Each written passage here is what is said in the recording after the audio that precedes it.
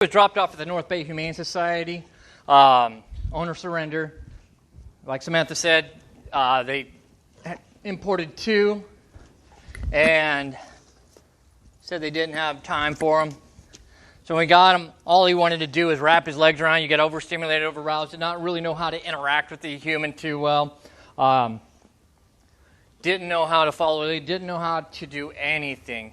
And all we did for the first couple days is just cuddle face to face, because he just for some reason he bonded to me right away, and he can't get close enough. Buddy. Oh. There's my boy. Yeah, good boy. But yeah, we're just starting way low, and a lot of times when you're training dogs, even if they do have high drives to work for the tug, a lot of times it's easier to work with the food because you can do a rapid succession, one right after the other. Yes? You don't have to wait for the release of the toy. Sit. Wow, you did it from the first time. Good boy. So you'll notice I'm using markers. Again, the previous clients will understand what I'm talking about, but if you haven't trained a dog in a marker system, basically a marker is just a word that you've associated with the food or the loss of the food. So in this case, we're using yes. That means come up, get your treat. Yes. Sit. Nope. Yes. So I'm using no between the commands as a negative marker. Means that's not the behavior I wanted you to do. And then reinforcing the original command. Down. Come on, buddy. You can do it. Good. Good. Now I'm going to use a duration marker. That means keep on doing it. Good.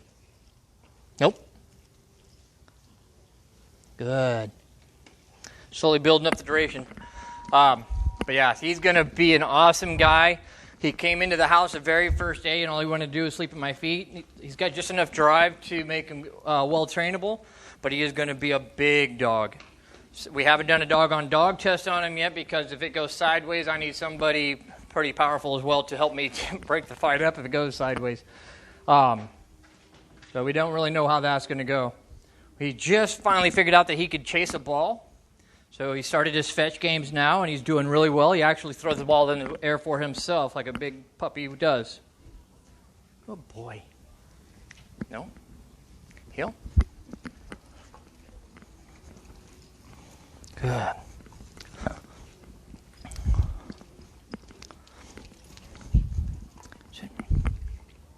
Good. Good. Down. You can do it. You can do it. Good boy. One of his hardest things he had to learn was that he could actually eat food out of my hand. He didn't know how to get it out of my hand, so he just slobbers all over it without knowing you could just take it with your front teeth. So he's gotten better about that. Otherwise it was like this the whole time. No, dude, just take the food. Good boy. All right, so that's Jinx. Any questions about Jinx? There's my boy. Is Jinx intact? Jinx is all male. And that raises a question, as far as, for the average dog, there's a long time, they've been desexing dogs for years, really, really young. And that was in response to the real huge overpopulation we had during the 70s. That's why Bob Barker, you heard him all the time talking about spay and neuter your pet. It was a whole push, and it kind of made its way into the veterinary world without any real scientific knowledge of what it would or would not do. They started telling you things like, well, it'll fix aggression, it'll fix this or that. And now that, there's actually research money geared towards pets because they've become such a huge thing in America, they've done a lot of research. And what they're finding is actually, for most animals, not all, everything's by case, but for most, 2 years old is the prime. That means they get to grow orthopedically, up and out for those first 2 years. After that, that's when it's maxed its what's the word I'm looking for? Potential. And what it does to help your dog.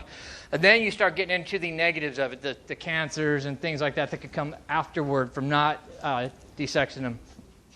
But we found the research is showing that actually neutering males too young doesn't fix aggression, it creates aggression, especially fear aggression. Testosterone is a huge part of being confident for a dog, so if you take that way too young. A lot of orthopedic problems. Estrogen is what creates growth plates in the dog's body. Growth plates are what make you grow symmetrically. You reach a max and then you grow out, like most of us after we hit 50. But the point is that 2 years old is ideal. Is there times when spaying or neutering them is beneficial at a young age? Yeah. We've had some dogs who are way sexually advanced for their age. You see a lot of issues, over-arousal because of that. There's a question in these Ask the Trainers thing afterward that will address that exact question. So there's those times. There are some health risks sometimes. And then there's just the environment they're in. Is there other dogs in the home? How do they house the dogs, etc. Those kind of things go into play when making a recommendation whether you need to spay or neuter young. But in an ideal world where nobody's dogs got out, there was never any question about accidental breedings, then 2 years seems to be the magic number right now. All right. Any other questions?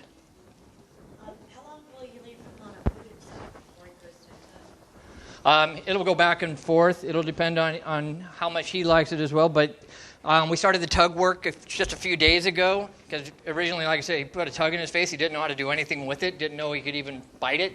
Now that we've worked him through and we're starting to work the lures, we'll start to use the tug as a lure, or he starts following it. Yeah, now you got to figure it out. Going to show the class? Good boy. So, we'll move to a tug, especially as we want to build more and more engagement from his human. And the nice thing about teaching a dog how to tug, if you do it properly, is you take away a lot of conflict that people have with their dogs and having something in their mouth that they want them to drop. Through using the tug and teaching them a drop command through the tug, you actually, the dog goes, oh, every time you say drop, you give it back. Every time you say drop, you give it back. Pretty soon you say drop, even if they got a sock in their mouth, they drop it.